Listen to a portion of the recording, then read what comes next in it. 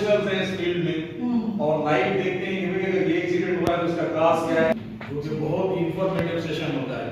हम voluntarily different यानी organisations में, स्कूल्स में, बस अड्डों पे, जनरल पब्लिक में जाकर उनको जो है ये अवेयर करते हैं। इधर कुछ जो है यानी जो हमारा प्राइवेट सेक्टर है और जो पब्लिक सेक्टर है वो इस चीज को यानी कंपलसरी कर रहे हैं कि वो डिलीवर करें। अच्छा, मैं सरफराज भाई को ये कहती कि आप मेरे डीसी ऑफिस में आप आ जाइए, तो मैंने कॉल कर दी, ये देखा कि यही नंबर। असल में क्या है कि अब तो कोरोना की वजह से तो हर आदमी थोड़ा सा दूर रहे हैं, जो खेलों की एक्टिविटी मतलब जो भी कहीं भी हो रही होगी ना, तो हमारे पास चीज में आप सवाल पूछ रहा था कि कितने लोग हैं, राइट, मैं इस वजह से अब अगर डीसी साहब पड़े हैं तो फिर वो दूसरे लेकिन इस वजह से मुझे थोड़ा सा फील हो रहा था कि इस तरह हो सकता है हम उस लेकर उन पे जा नहीं सके।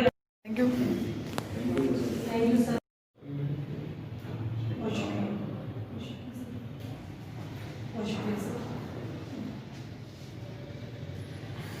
तो बहुत